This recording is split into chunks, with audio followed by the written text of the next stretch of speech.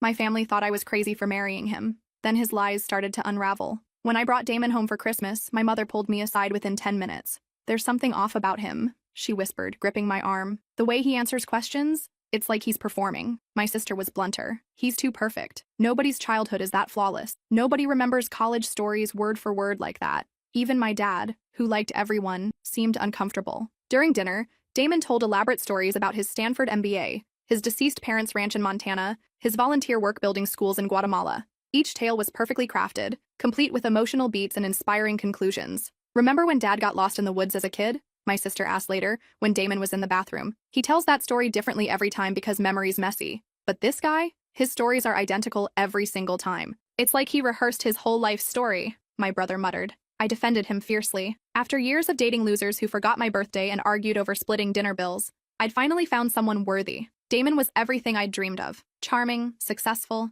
generous. He drove a BMW, wore expensive suits, and took me to restaurants where I had to Google the menu just to understand what we were eating. We met at a charity gala where he bid $5,000 on a weekend getaway just to talk to me. "I had to meet the woman who made that beautiful speech," he said, his eyes never leaving mine. He sent flowers to my office every Friday with handwritten notes that made my coworkers jealous. He remembered details about my childhood that I'd mentioned once in passing, like how I'd wanted to be a veterinarian before discovering I was allergic to cats. When I got food poisoning from questionable sushi, he showed up at my apartment with homemade chicken soup and stayed to take care of me, holding my hair back while I was sick. "Most guys would run," I told him weakly. "I'm not most guys," he replied, stroking my forehead with such tenderness it made me cry. My friends were jealous. My coworkers asked for dating advice. Everyone wanted to know my secret. "How did you land him?" they'd ask, like I'd won some impossible lottery. Even my therapist seemed impressed. "He sounds almost too good to be true," she said during one session. "That's what my family keeps saying. But maybe I just finally deserve something good." The proposal came after 4 months. Not some elaborate public display,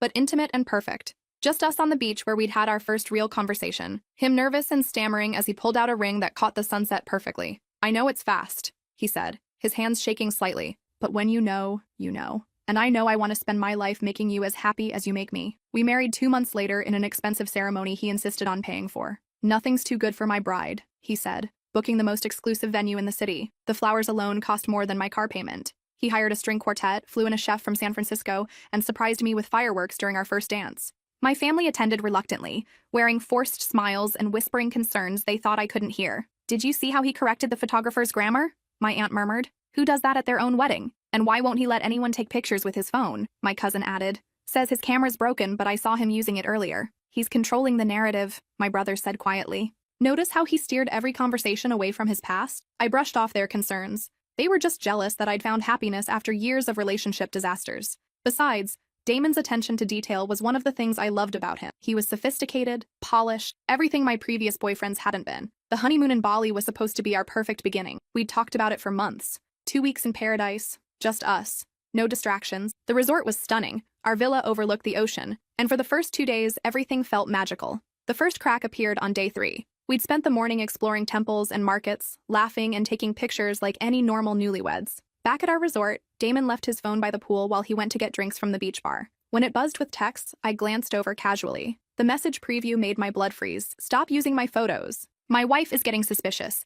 Delete that profile immediately." My hands shook as I picked up the phone. Before I could read more, another message appeared. "I know you're reading this. Stop pretending to be me or I'll expose everything." When I confronted him, Damon laughed it off with that same charming smile that had won me over. "Business partner's jealous ex," he explained smoothly, wrapping his arms around me. "She's been harassing all his associates since their breakup. Total psycho. You know how crazy exes can get." He kissed my forehead tenderly. "I should have warned you. She's been sending threatening messages for months. My lawyer says to ignore her completely." The explanation made sense, and the way he held me, so protective and loving, convinced me he was telling the truth. I let it go, pushing down the nagging feeling in my stomach. But then our credit card was declined at dinner that night. We were at an upscale restaurant overlooking the ocean, celebrating our second day of marriage, when the waiter returned with our card and an apologetic expression. Damon's face went white for just a second before he recovered. "Bank error," he said smoothly, pulling out another card. "International transactions sometimes trigger security holds. Happens all the time when you travel as much as I do for work." The second card was also declined.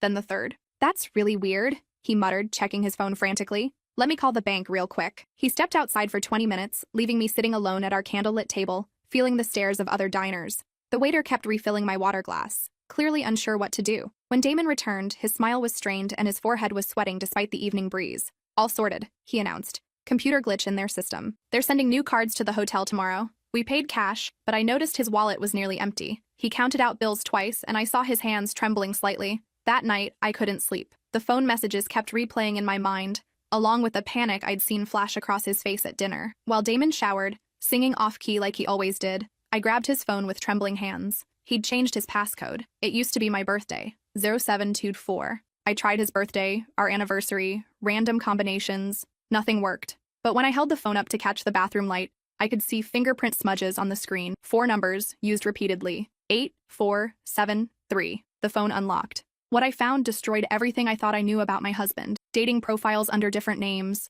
Derek Patterson, Austin Mills, Trevor Chen. Photos of other men he was using as his own, probably stolen from social media. Messages to dozens of women, each getting the same romantic lines he'd used on me. "You're unlike anyone I've ever met," he'd written to a blonde named Ashley in Phoenix. The exact words he'd whispered to me on our 3rd date. "I've been waiting my whole life for someone like you," he'd told a brunette named Katie in Seattle. Our first, "I love you. I want to build a future with you," he'd messaged to at least 6 different women in Los Angeles, the words he'd used when he proposed. And worse, financial documents showing massive debts, eviction notices, court judgments, credit cards maxed out in names I didn't recognize, loans taken against properties that didn't exist, even a bankruptcy filing from 2 years ago under the name David Kowalski. Everything about Damon was a lie. The man I'd married didn't exist. When he emerged from the bathroom, towel around his waist, humming the same song he'd sung at our wedding, I was sitting on the bed holding his phone. "Care to explain who Derek Patterson is?" I asked, my voice surprisingly steady despite my racing heart. "Or maybe you prefer Austin Mills? Or how about Trevor Chen?" His charming smile faltered for just a second before snapping back into place. But I caught it. That moment when his mask slipped and I saw something calculating underneath. "Honey, I can explain. Which name is real?" I interrupted, standing on shaky legs. "Because according to these messages, you've been Derek with Ashley in Phoenix, Austin with Katie in Seattle, and Trevor with at least 6 different women in Los Angeles." He sat down slowly on the edge of the bed, water still dripping from his hair. For the first time since I'd met him, Damon looked genuinely uncertain. The confidence, the charm, the perfect responses, all of it was gone. "My real name is Daniel," he said quietly, staring at his hands. "Daniel Kowalski, not Damon Richards, successful consultant. Not the man who claimed his parents died in a car crash when he was 25, leaving him their Montana ranch. Daniel Kowalski from Buffalo, New York, with a bankruptcy on his record and God knows what else." "How much of it was lies?" I whispered. He looked out at the Bali sunset, his mask finally gone completely. The man sitting before me was a stranger, smaller somehow, without the confident posture and practiced gestures that had defined every moment of our relationship. "All of it," he admitted, his voice barely audible.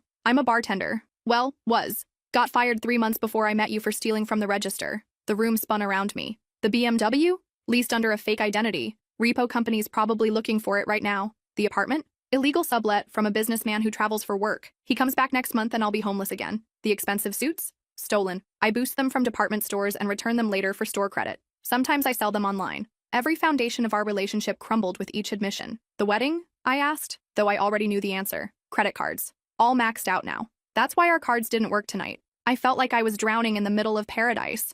"Why me?" Daniel finally met my eyes. The vulnerability there was the first real emotion I'd seen from him since we'd met. "You were supposed to be easy," he said, and the words hit me like a physical blow. "Pretty girl with a good job, close family with money. I figured I'd play loving husband for a year, clean out your accounts, then disappear with enough cash to start over somewhere new. But," he looked genuinely confused, like he was trying to solve a puzzle he didn't understand. "But you were actually nice, kind. You made me laugh with your terrible jokes. You took care of me when I faked being sick, even though it meant missing your sister's birthday party. You introduced me to your friends like you were proud to be with me." His voice cracked. "You made me feel like maybe I could be the person I was pretending to be." The cruelest part wasn't his lies. It was that somewhere in his performance he'd started to care, and somehow that made everything worse. I called my sister from the bathroom, sobbing on the cold marble floor while trying to keep my voice down. "Get me a lawyer," I whispered, "and book me a flight home, tonight." "What happened?" Rebecca's voice was sharp with concern. "You were right. About everything. He's not real. Nothing about him is real.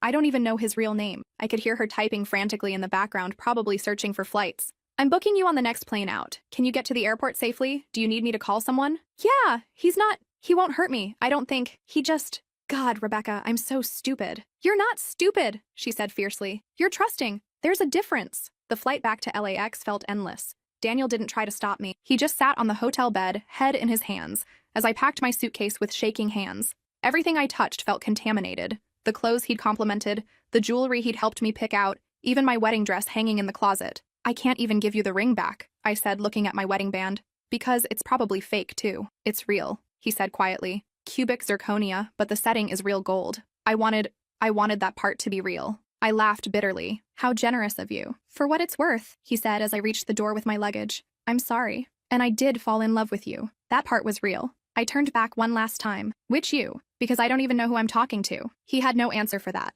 Back home, my family rallied around me with remarkable restraint. No, I told you so's, just fierce protective love and my brother's friend Marcus, who happened to be a divorce attorney. First things first, Marcus explained during our emergency meeting at my parents' house. We need to secure all your financial accounts, change every password, freeze your credit, and document everything you can remember about his behavior and timeline. That's when things got truly terrifying. Marcus made some calls and discovered there was no record of our marriage. The officiant was fake, a hired actor. The marriage license was forged. Legally, I'd never been married at all. But Daniel had access to everything for 6 months. My savings account was completely empty. $47,000 vanished through a series of carefully timed transfers. My credit cards were maxed out with purchases I'd never made. Expensive electronics, designer clothes, even a motorcycle. My identity had been used to open loans I'd never seen, including a $30,000 personal loan and a mortgage pre-approval application for a house in Nevada. He's been planning this systematically for months, Marcus said, reviewing the financial statements spread across my parents' dining room table. Look at these dates. He started draining your accounts just 2 weeks after you moved in together. My mother sat beside me, holding my hand while we went through each fraudulent transaction. There were charges for hotels in cities I'd never visited, cash advances taken from ATMs across 3 states, even payments to what looked like other accomplices. How is this possible? I asked. I never gave him my passwords or account numbers. Keylogger software, Marcus explained grimly. He probably installed it on your laptop when you weren't looking. Everything you typed, passwords, bank account numbers, social security number, he could see it all in real time. The violation felt complete and nauseating. He hadn't just stolen my money. He'd been watching my every digital move for months, recording my private conversations, my work emails, my online shopping. We're filing a police report immediately, my sister announced. This isn't just heartbreak. This is identity theft, fraud, and probably a dozen other felonies. The detective assigned to my case, Officer Williams, had kind eyes and a no-nonsense attitude. She'd seen similar schemes before. You're not his first victim, she told me gently as we sat in the Stark interview room. These romance scammers are professionals. They study their targets for months, learn exactly what kind of person you want to fall in love with, then become that person. She opened a thick file folder and showed me photos that made my stomach drop. Other women who looked remarkably similar to me. Blonde, late 20s to early 30s, professional jobs, close families. All targeted specifically for their financial stability and emotional vulnerability. How many? I asked, though I wasn't sure I wanted to know. That we know of? 11 confirmed victims over the past 3 years. Probably more who haven't come forward out of embarrassment. The FBI got involved when they realized the scope of the operation. The lead investigator was Agent Rodriguez, a sharp woman in her 40s who walked me through Daniel's true methodology with clinical precision. He's not just a con artist, she explained during our first meeting. He's a master manipulator who studies his targets for months before making contact. We've traced his pattern. He follows potential victims on social media, learns their routines, even infiltrates their social circles to gather intelligence. She showed me a timeline that made my skin crawl. He'd been following your Instagram for 4 months before you met. He knew you volunteered at the animal shelter, which is why he happened to adopt a dog the week before your first encounter. He knew about your father's heart attack, your job promotion, even your favorite restaurants. The Montana Ranch story? Lifted directly from a romance novel. The Stanford MBA? A fake diploma he'd bought online for $200? The charity work in Guatemala? Photos stolen from a legitimate volunteer's Facebook page, digitally altered to include his face. He'd created an entire identity designed specifically to appeal to me. The worst discovery came when they searched his real apartment, a rundown studio in a dangerous neighborhood an hour away from the luxury high-rise where I thought he lived. Hidden in a cardboard box under his bed, they found his research materials, journals filled with notes about my personality, my family dynamics, my insecurities and vulnerabilities. He documented my father's recent heart attack and how it had made me more protective of family, my mother's anxiety about my single status and her relief when I brought him home, my sister's successful marriage that made me feel behind in life. Look at this entry, Agent Rodriguez said, showing me a page that made me feel sick. He wrote down that you cry during movies about dogs 3 weeks before he suggested watching Marley and Me together. Every romantic gesture, every shared moment, every intimate conversation had been calculated and scripted based on his psychological profile of me. But then Agent Rodriguez showed me something that changed everything, and somehow made it worse. This was hidden in a different box, she said, handing me a small leather journal with a different cover. We found it in a lockbox he'd hidden behind a loose baseboard. The pages were covered in Daniel's handwriting, but these entries were completely different. Raw, unguarded, personal thoughts instead of calculated observations. March 15th. She laughs at my stupid jokes. Real laughs, not the polite ones the others fake. Makes her whole face light up. Why does that make me feel sick? This was supposed to be simple. April 2nd. Taught her to cook pierogi today. Except it's not my grandmother's recipe. I found it on some Polish cooking website. But watching her concentrate so hard, flour in her hair, tongue poking out while she kneaded the dough, Christ, what am I doing to her? April 18th. She brought me soup when I faked being sick. Sat with me all day. Missed work to take care of me. The others would have sent flowers and kept their distance. She's different. This is different. May 20th. She cried during that stupid movie about the dog. I wanted to hold her forever and tell her everything would be okay. This wasn't supposed to happen. I wasn't supposed to care. June 8th. I could tell her the truth. We could start over clean. But she'd never forgive me, and she shouldn't. I'm poison disguised as medicine. The final entry was dated 3 days before our wedding. I love her. Actually love her, not the performance of it. And I'm about to destroy the only real thing I've ever had. I'm a coward and a fraud, and she deserves so much better than what I'm about to do to her. But I can't stop. I don't know how to be anyone else. I don't know how to be real. I closed the notebook, feeling hollow and confused and somehow worse than before. Agent Rodriguez watched me carefully. Are you okay? I don't know what I am, I admitted. It would be easier if none of it was real. But knowing that some part of him actually cared makes it, I don't know how to process that. We see this sometimes, she said gently. The predators who start to care about their victims. It doesn't excuse what they do, but it complicates the healing process. She paused, studying my face. We need you to testify when we catch him. His other victims are counting on you to make sure he doesn't do this again. Daniel had vanished completely after Bali, but the FBI was confident they'd find him eventually. Con artists like him were addicted to the lifestyle, which meant he'd surface somewhere, running another elaborate scam. 3 months later, they did. He was in Portland, engaged to a veterinarian named Grace Chen. Same backstory, same romantic timeline, same fake identity as Damon Richards. Except this time, he'd learned from his mistakes with me. No social media trail, better document forgeries, more convincing cover stories for his past. But he'd made one crucial error. He'd used the same fake business references from his previous cons. They arrested him at Grace's apartment during what was supposed to be their engagement party. 20 guests, expensive catering, a ring he'd bought with her own credit card, just like our wedding, funded by his victim's money. Grace called me the next day, sobbing into the phone. I'm so sorry, she kept repeating. I didn't know. The FBI told me about you and the others. I'm so sorry you went through this. It's not your fault, I told her, meaning every word. He's very good at what he does. That's what makes him so dangerous. How do you get past it? She asked through her tears. Knowing that everything was fake, that the person you loved never existed? I didn't have a good answer then. I was still figuring it out myself. The trial was surreal. Sitting across from Daniel in that sterile courtroom, listening to victim after victim tell stories nearly identical to mine, felt like watching a movie about someone else's life. He'd lost weight in jail. The confident posture was gone, replaced by slumped shoulders and nervous fidgeting. When he looked at me during my testimony, I saw the vulnerability from those journal entries, but also something calculating, like he was still trying to figure out what I wanted to hear. When it was my turn to speak, I looked him straight in the eyes. Do you remember what you told me in Bali?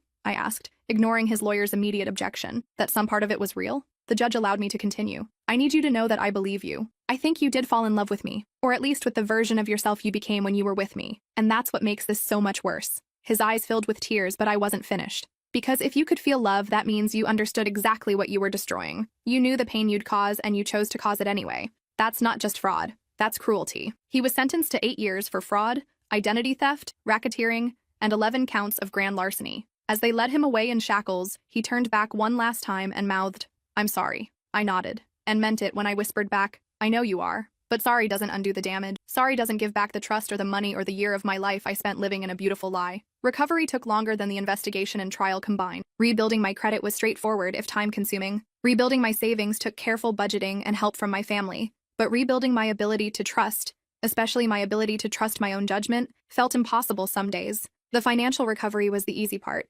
Insurance covered some of the losses. The FBI helped me document everything for the restitution hearing, though I knew I'd never see most of my money again. My family pitched in when I couldn't make rent, never once making me feel like a burden. But the emotional recovery, that was the real work. Every man I met seemed suspicious. Every romantic gesture felt calculated and manipulative. I analyzed conversations for inconsistencies, Googled potential dates obsessively, and kept people at arm's length even when they seemed genuine. My therapist, Dr. Martinez, called it hypervigilance. I called it survival. You're not broken, she reminded me during one particularly difficult session where I'd spent the entire hour picking apart a coworker's invitation to coffee. Your brain is protecting you the only way it knows how. But I miss being able to trust, I said, tears streaming down my face. I miss believing people when they tell me things. I miss not having to fact-check every story and verify every detail. That will come back, she assured me, but it might look different than before. And that's okay. You've learned to be more discerning, and that's not necessarily a bad thing. 2 years later, I was grocery shopping on a random Tuesday evening when someone tapped my shoulder.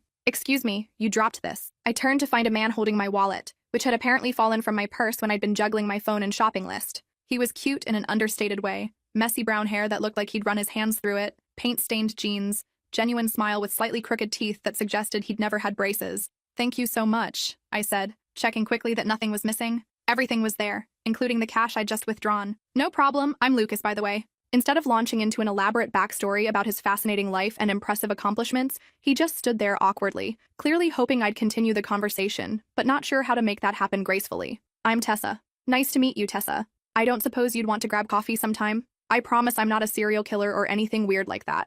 The old me would have said yes immediately, charmed by his humor and attracted to his understated good looks. The new me said, "Can I get your last name and maybe Google you first?" Most guys would have been offended or thought I was completely crazy. Lucas laughed, a genuine surprised sound. "Lucas Mitchell, please Google away. You'll find my art portfolio, my parking tickets, and probably some embarrassing high school yearbook photos. Fair warning, I had terrible acne and played tuba in the marching band." I pulled out my phone and Googled him right there in the cereal aisle while he waited patiently, occasionally making jokes about how this was either very smart or very insulting, and he wasn't sure which. Everything checked out. Local artist with a small but legitimate following, boring social media presence with photos going back years, zero red flags that I could detect. We had coffee the next week, then dinner a few days later. Then a second date where he showed me his studio, a converted garage behind his rented house, filled with half-finished paintings and art supplies scattered everywhere. "This is my real life," he said, gesturing around the chaotic but clearly productive space. "Pretty unglamorous, but it's mine." His paintings were good, not gallery-worthy, but honest and full of feeling. Landscapes of places he'd actually visited,